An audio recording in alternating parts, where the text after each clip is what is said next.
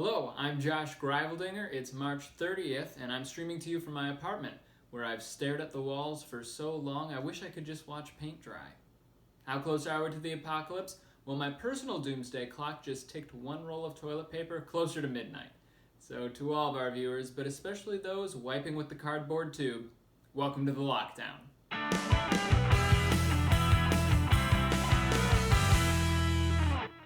Tonight we're going to change things up a little bit.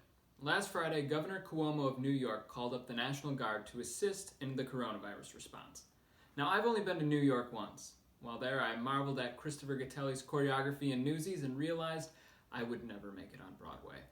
Then I got too drunk at the Gin Mill on West 81st Street and had to get stitches the next morning. So, needless to say, I did not book any roles while I was there. My point is, I don't really know New York and I don't know much about Governor Cuomo's politics. But the speech he gave to the National Guard was a rousing and inspirational piece of oratory that I think we all should hear. We'll get back to the jokes, but I feel this was important to present in full, and I hope that it gives us all the courage to do our part in fighting this disease. This is not going to be a short deployment. This is not going to be that you go out there for a few days, we work hard, and we go home. This is going to be weeks and weeks and weeks. This is going to be a long day, and it's going to be a hard day, and it's going to be an ugly day, and it's going to be a sad day. This is a rescue mission that you're on. The mission is to save lives. That's what you're doing. The rescue mission is to save lives. And as hard as we work, we're not going to be able to save everyone. And what's even more cruel is this enemy doesn't attack the strongest of us. It attacks the weakest of us. It attacks our most vulnerable, which makes it even worse in many ways. Because these are the people that every instinct tells us we're supposed to protect. These are our parents and our grandparents. These are our aunts, our uncles. These are a relative who is sick. And every instinct says, protect them, help them, because they need us. And those are the exact people that this enemy attacks. Every time I've called out the National Guard, I've said the same thing to you. I promise you, I will not ask you to do anything that I will not do myself, and I'll never ask you to go anywhere that I won't go myself. And the same is true here.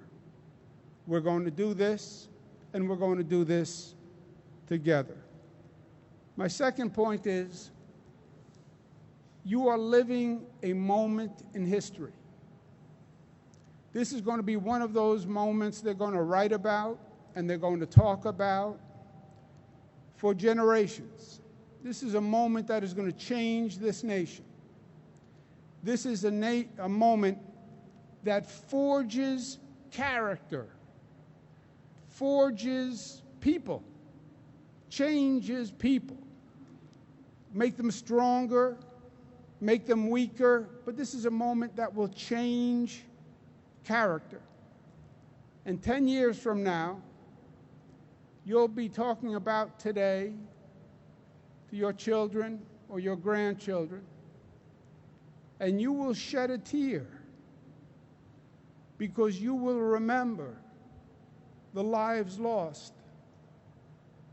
And you'll remember the faces, and you'll remember the names, and you'll remember how hard we worked and that we still lost loved ones. And you'll shed a tear, and you should, because it will be sad. But you will also be proud. You'll be proud of what you did. You'll be proud that you showed up. You showed up. When other people played it safe, you had the courage to show up. and you had the skill and the professionalism to make a difference and save lives. That's what you will have done. And at the end of the day, nobody can ask anything more from you. That is your duty, to do what you can when you can. And you will have shown skill and courage and talent. You'll be there with your mind. You'll be there with your heart. And you'll serve with honor. And that will give you pride, and you should be proud. I know that I am proud of you. And every time the National Guard has been called out, they have made every New Yorker proud. And I am proud to be with you yet again. And I'm proud to fight this fight with you. And I bring you thanks from all New Yorkers who are just so appreciative of the sacrifice that you are making, the skill that you're bringing, the talent that you're bringing. And you give many New Yorkers confidence. So I say, my friends, that we go out there today and we kick coronavirus ass. That's what I say.